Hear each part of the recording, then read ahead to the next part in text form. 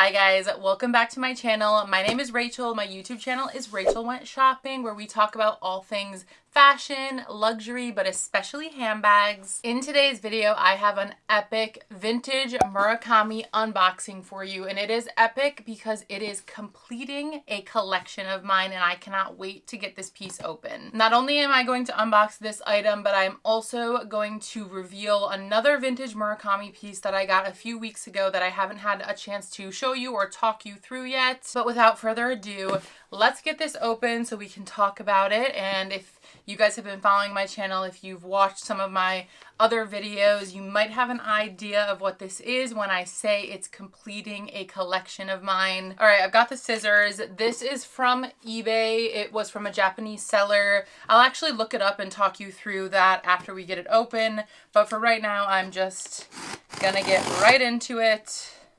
This shipped super fast via DHL. Trying not to stab myself, but I don't want to flip the box around because the shipping label is still on it. All right. It did supposedly go through eBay's authentication service. And it does have the eBay dust bag, and it is in their authenticity guarantee box. Came with some of this bubble wrap. All right, I'm excited to see it. If you're familiar with the Japanese condition scale, this had an AB rating. However, in the photos, it looked like it was in excellent condition, and they have very strict standards for condition in Japan. So usually if they rate something lower, it's usually better than you expected. So I'm hoping that this is in great condition. But again, I cannot wait to see it. This bag I've been hunting for the last, I think, 3 years. Here it is. It is the Blue Cosmic Blossom Murakami Pochette accessoire. Okay, so the condition looks good. It did say something about the color changing. Maybe the piping is slightly off. And I see a little bit of marking down here on the bottom. I'm hoping that is something that I can figure out how to clean. Let me show you that. Do you see that like marking there? And then if you look at the back, there is some marking there that you can see, which is interesting. I am wondering if this is like patent leather where that won't come off, or if there is some sort of cleaner I can use on this to try to get it off. We'll have to see, because this is a plastic material. It's not leather as far as I know. And then look at the tag looks great. Possibly, I think the color, I don't know what obviously the color looked like when it originally came out. It doesn't look like noticeably bad or anything. It has the eBay tags on it that obviously you can't return it if it is removed. And then the strap itself, again, this appears to be in great condition. Let me see. The inside is also in excellent condition. Hold on. There you go. The inside looks spotless. Here is the date code tag, which says CA0190. This collection came out in 2010. I do have an unboxing video of this, my purple version of this bag, that shares all the information about the Cosmic Blossom collection. So go check that out if you want to know more about the Cosmic Blossom collection. Very happy with the interior of this bag. No smells. Maybe some slight color change wear at the top there and there. Hardware is in excellent condition. No, not a lot of scratching or anything. You can see the LV there. Works good. D-rings all look good. Zipper looks great. Maybe some hairline scratches, but no like erosion or anything like that. So I would say overall, this possibly has slight sun damage from display. Just a couple of markings here on the material that I'm gonna try to see if I can get out. Or again, it's possible that this was leaning up against a black bag of some sort and there might have been color transfer. It does look like it's sitting on top though. So I will let you know if I'm able to clean that up, but it's not bothering me, especially for the price that I paid for for this bag. The inside of this bag is immaculate. It looks like it's never been used. And of course you have all of the smiling flowers and the different Louis Vuitton shapes and their happy faces. And then you've got the print here that says Louis Vuitton in cursive, the address of the Champs-Élysées. And then it says Articles de Voyage, which this was part of a travel collection for spring 2010. Let me get the other two. So this completes my Cosmic Blossom Pochette collection. I now have all three colors. Not only does it complete that though, it completes my Murakami Pochette Accessoires collection. If you don't know, I collect Pochette Accessoires, especially the Murakami ones. I have a whole video on my collection. I think since that video, I have 3 new ones. So I will make an updated video. I still have others on my wish list. However, I wanted to collect all 10 of the Murakami pieces, which are the 2 multicolor, the 3 cherry blossom, the panda, and the cherries. So I have had all of these pieces except for the blue Cosmic Blossom for, I think I got this one not last year, the year before. This one has eluded me for probably 3 years that I have been looking for this bag in particular. So I may have explained this in previous videos, I may not have, but basically, I have a long list of vintage or archive pieces. Industry standard for vintage is considered 20 years. So technically this is not vintage. I guess that's kind of a lie. People consider it 20 plus years. This is more of an archive piece, I guess, or what I would consider an archive piece because it's from 2010. I keep a running spreadsheet of all of the vintage and archive pieces that I would like to track down. I pay very close attention to what's happening in the market, like an unhealthy amount of attention that, you know, leads to shopping addiction for sure. But what I do is within this list, I have a column that is market value, and I set my acquisition cost per se at well below market value so that it's like so low that if I come across the bag, I can purchase it without hesitation and not feel bad about it because I feel like I'm well educated on the fact that I'm not getting ripped off in that case. This is just a look inside my brain for how I think about these things. So anyways, this bag, I would say the first one I wanted to collect was the pink. And then the last 2 bags, I mentioned in my collection video that the Cosmic Blossom was actually my least favorite in all of the Murakami Pochettes because it is a single color, and I had wished that they had done the smiling flowers in multicolor. They just didn't seem as fun as the other bags because they were less colorful. However, I ended up using this bag on my trip to Mexico last year as it was intended for like a beach vacation bag. The reason that it's plastic is so that it's easy to wipe and clean and you can wear it around water, etc. And I absolutely loved using this bag on vacation.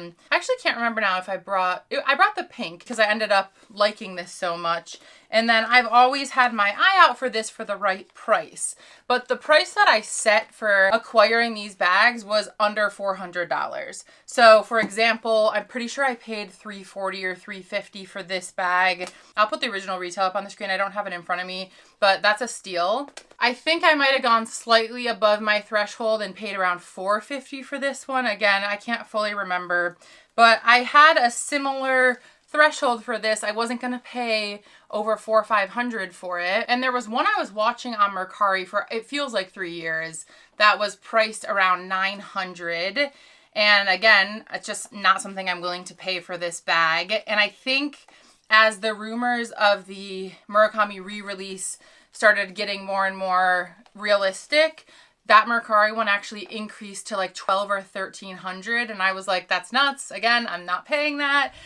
So I had always kept my eye out for this. I think I missed out on a couple of these on Japanese auction sites. So not the Japanese sellers on the US eBay, but actual auction sites in Japan that I keep an eye on. I think I passed up on this bag maybe twice between the $650 to $850 price. That was before the Murakami re-edition was confirmed.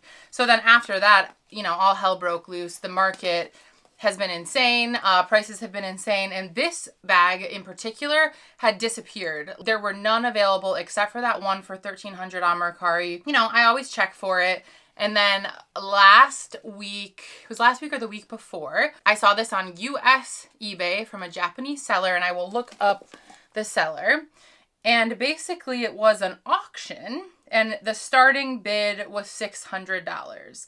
And at that point, I will say that I had a little bit of FOMO because, again, I had been looking for it for so long that I was like, based on current market value, which is heavily inflated because of the reedition, and it will come back down. Maybe not all the way, but it will come back down. These are going for over $1,000, which, again, is crazy. So the starting bid was $600, and I was like, I'm willing to pay that, again, because I've been trying to track this down for so long. I just want to complete my collection. This, for some reason, seemed like the hardest color. It was the rarest to pop up of the three. Pink is definitely the easiest. Purple was the second easiest. And blue has, again, always eluded me. I got this from the seller, brand_JFA. It was an auction. The starting bid was $600. I was not going to pay a dime over $600. I put in a one-time bid for $600, and then I basically didn't look at it again because I didn't want to be tempted. I never want to go over my threshold. I was already going over my threshold. So I was like, if someone starts bidding against me, I'm going to be tempted to go up.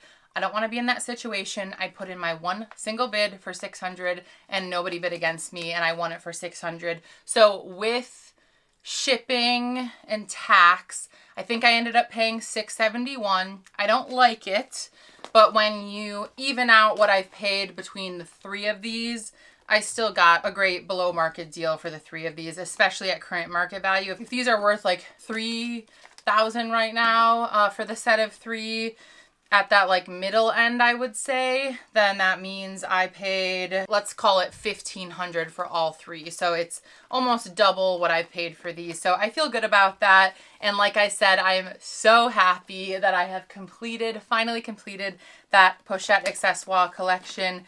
Now, I will tell you, I don't own any of the mini Pochette 𝒤𝒃𝓃𝓾𝓈s, the Murakami ones.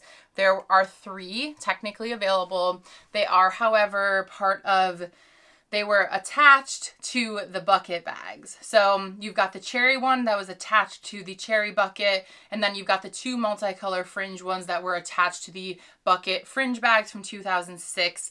I would love to collect those three, but they are a lot harder because you either have to find the full set, not broken up, and then you probably have to pay more for it and then break it up and potentially lose money when you go to sell the bucket, because I don't think I would want to keep the buckets. So that is a much bigger hassle, and it's going to be a lot harder to get them below market value. So I know I'm probably going to pay more than I want to pay for them, but the three of those mini pochettes are on my list. I plan to get them eventually. For now, I'm just so happy to complete this. I've been starting to reorganize to the best of my ability. You can see that I finally have my pink Speedy up behind me. I've had to move a lot of things around and shift some bags into drawers and into some shelves that are on the other side of the camera that you guys never get to see.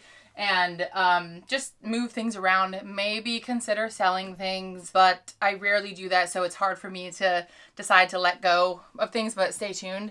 Anyways, I'm reorganizing. I got this really cool organizer set here from Container Store. So I want to have all my Murakami ones on one shelf, so I'm going to work out how I can do that. Anyways, I'm so excited. I hope that I can clean this up a little because I do like my bags to be in excellent condition. However, I've mentioned this before, I'm okay buying it in good, great condition if I feel like I've paid a good price for it. In today's market, I feel like I paid a good price for this. I'm totally willing to buy another one and then sell this one as long as, again, I'm not like losing money in the deal and I still feel like I'm getting that market value price out of it. So I like the sense of completion versus being like, no, it has to be in perfect condition. The other thing I love about buying pre-loved bags that are not in perfect condition is that I feel okay. I feel nothing, no kind of discomfort when I use them and something happens to it. It's like this bag has already enjoyed a life. It's got a ding here and a ding there. So I don't mind something happening to it as much as when it's a brand new bag and it gets that first little mark and it kind of hurts your soul a little. That's one of the things I love about buying pre-loved is it's just easier to get out there and use and abuse it and not have to think about the condition at all, which I try not to do, but I am inherently a little bit of a perfectionist and a little bit of OCD. So every pre-loved bag I buy is a little bit of exposure therapy because I'm like, you know what? It's okay. This bag has a story. It has a life. I'm going to give it a second life and it doesn't have to be perfect. So yeah, how many of you guessed that this was the bag that I was unboxing today to complete the set? One thing that I did get for these is these specific charcoal satchels are the perfect size to fit in the pochette accessoires like this. So you have to put these out in the sun, get them sunlight to activate them every couple of months or weeks, which is harder to do in the winter time. But I like to keep one of these in here. Not only does it perfectly stuff the bag, but it also helps pull out any lingering smells if this does have any storage, vintagey smells, etc. But yeah, I'm probably going to get another set of the charcoal packs so that I can make sure everything is properly stuffed and stored. And I'll do a storage video too, again, in the future. But I'm super happy about that unboxing. Now, let's talk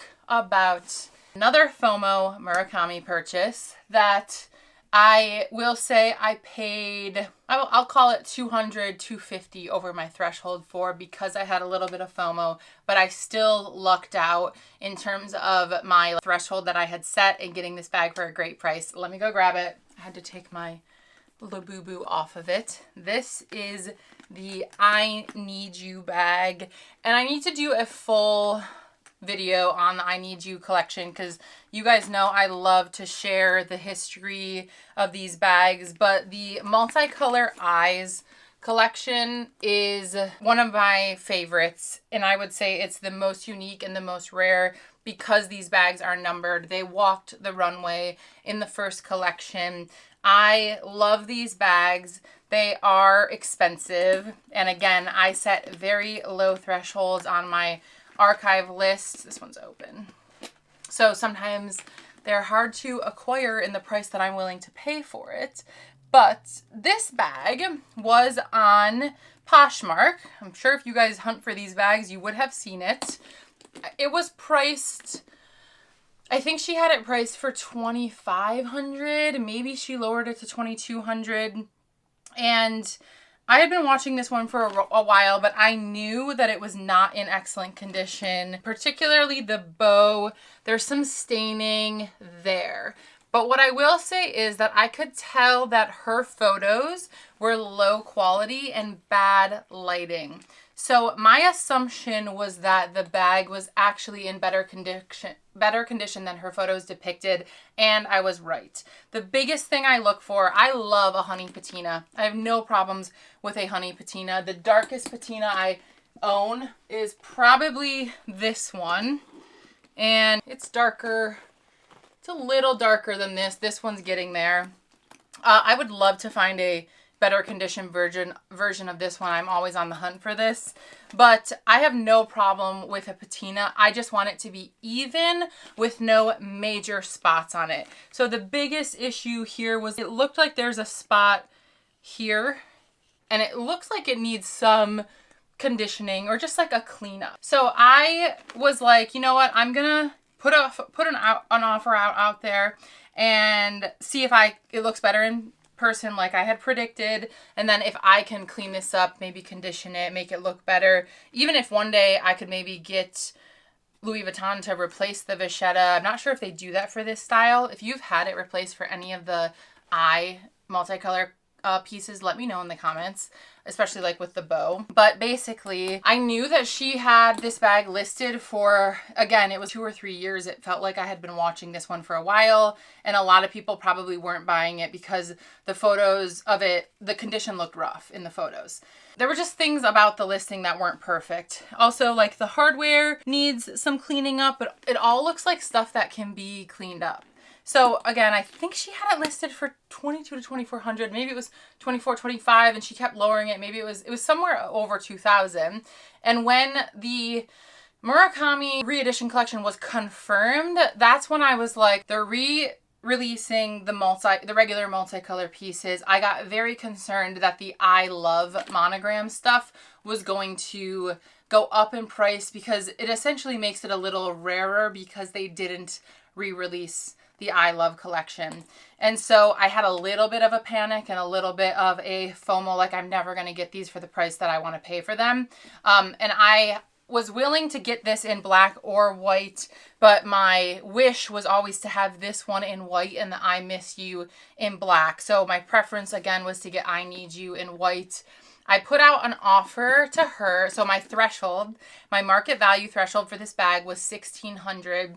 And that's because about 4 or 5 years ago, I bought this bag for $1,500 or $1,600. And there were some issues with the order and it never came.